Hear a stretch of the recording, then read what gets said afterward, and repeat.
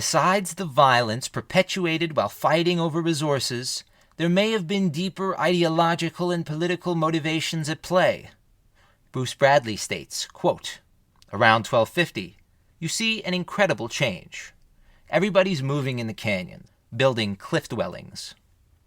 At Sand Canyon, 75% of the community lived within a defensive wall that surrounded the Pueblo. All through southeastern Utah, northeastern Arizona, southwestern Colorado, the same thing's happening. Suddenly, at 1250, the tradeware goes to zero. And right at 1250, the ceramics revert from Mesa Verde-style pitchers to the kinds of mugs made at Chaco 200 years earlier. You start getting D-shaped towers.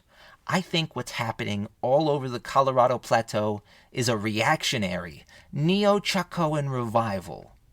Maybe it's a reaction against some new liberal thinking down south, the first glimmerings of the Katsina phenomena. The revivalists became hyper-defensive. It's a classic thing for reactionary movements to do.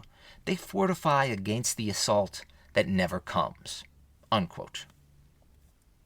If Bruce Bradley is correct, this movement witnessed the depravity which existed during this era, and they believed that by going backward, they would somehow propel their society forward.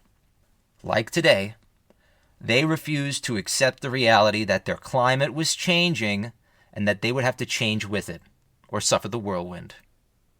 Bradley postulates further on this reactionary Chacoan revolution, saying, quote, "I think the whole Chaco revival was driven by a single charismatic figure, a Christ type.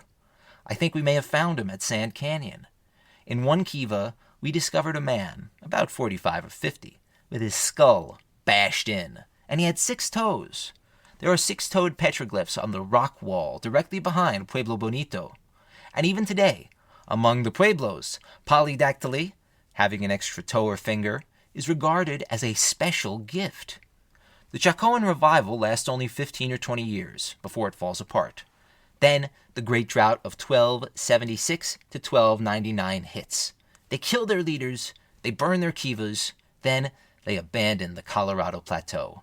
They give in to new liberal thinking. The Katsina phenomena, by integrating clans and kinship groups, allowed socialism to flourish. It worked in the Pueblos for 700 years. It still works." Unquote.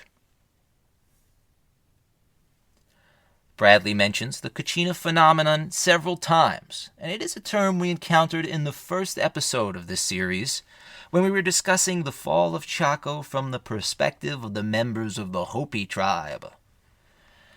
Needless to say, the Katsina phenomenon, sometimes called the Katsina cult, is arguably one of the most influential factors which pulled Puebloan society away from the Colorado Plateau and into their modern-day homes along the Rio Grande River and across Arizona state.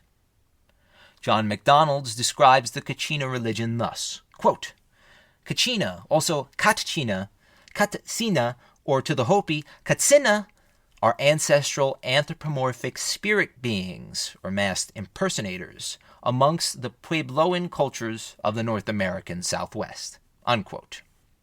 These spirit beings, which number in the hundreds, are meant to represent the Puebloans' famed ancestors. When a Katsina mask is donned by a Puebloan dancer, he is supposed to become that spirit. It was incredibly bad luck if his mask fell off or his family recognized him. If properly appeased and respected, the Katsinas could bring good luck and rain. Besides Katsina masks, Katsina dolls are often sold as souvenirs. They range the spectrum from evil ogre-like dolls to rain-bringing lucky dolls. Upon Spanish arrival, all of these religious symbols were destroyed and deemed to be devil worship. It is largely because of this mass destruction and cultural genocide of Puebloan religious iconography that few examples of the Katsina phenomenon are still around from the period prior to La Entrada. Regardless, to help understand this sweeping religious revolution, we need to understand the founding mythology of modern Puebloans and try and work our way back. First of all, the Puebloan world is about as varied as any grouping of peoples who have been categorized together by some colonizing force. Languages, mythologies, and customs vary considerably, to the point where many Pueblos who are right next door to one another cannot understand each other. They also have completely different founding myths. This means that any founding mythology will be disputed, depending on the tribe which is analyzing the telling. Even within tribes, like the Hopi, for example, founding stories vary from Mesa Top Village to Mesa Top Village. In one of these stories, the first Puebloans emerge in the fourth world from the greatest sipapu, or spiritual portal of all, the Grand Canyon. In order to do this, the people went through the first, second, and third worlds, changing their physical form with each new emergence. Upon entering this bright new fourth world, the lizard-like qualities of the people faded away, and they became the first human beings. In many tellings, Tewa, the sun god, was ruler of this fourth world, while his nephew, Sotuknang, ruled over the underworld, or the first world.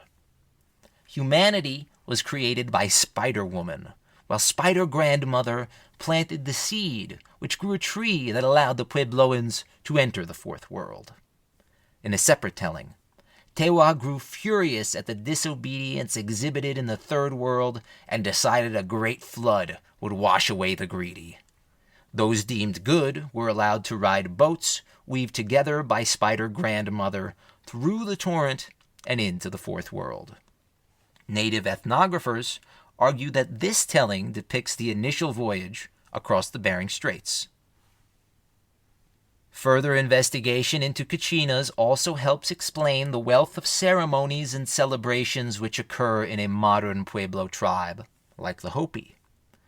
In Hopi villages, the people believe that the spirits embodied in the Katsinas are not omnipresent, and that they spend a good part of the year on the tops of the San Francisco Mountains. When these spirits are present, celebrations and dances are performed to please them. These include the Wuwuchim ceremony, which consists of 8 days and 8 nights of prayer in preparation for a Pueblo-wide ceremonial dance. Perhaps the most famous celebration, which sent shivers down the spines of early conquistadors, was the snake dance, in which members of the Antelope clan performed a dance while holding a live snake. This is one of the few Puebloan dances performed without a Katsina mask. In Hopi mythology, there are 2 separate levels of good Katsinas. These are Mon Katsinas, which are eternal, like Kokopelli, and there are dance Katsinas, which change and are updated depending on the season. Beyond this, there are a number of evil Katsinas, ogres and whippers, who will punish the recalcitrant if they fail to live up to Puebloan societal standards. Additionally, clowns and clowning play a huge role in the Hopi tribe. Clowns often act grotesquely in an attempt to dissuade the children from acting in such a manner around their elders and family. Besides this, clowns play a central role in certain Hopi ceremonies, with John MacDonald going as far to say, quote, "Clowning societies helped sculpt the foundations of Hopi ceremony and ritual," unquote. Mostly due to Spanish destruction, we only know of a handful of pre-Columbian Katsina masks and dolls. Because of this, experts on the Katsina phenomenon have been hesitant to officially date the start of the religious movement before 1300 AD, but almost all of them speculate that it likely played a huge role in the reformation of Puebloan society, both during and after the Great Divide of 1250 to 1350. Polly Shaftsma claims that rock art depictions of 4-pointed stars are a representation of Venus in the Katsina religion. She has been able to date these back to before 1300, but whether these art carvings prove the Katsina religion took hold during this time remains debatable. Regardless, Puebloan art, ceramics, pottery, and society changed forever, alongside their ideologies.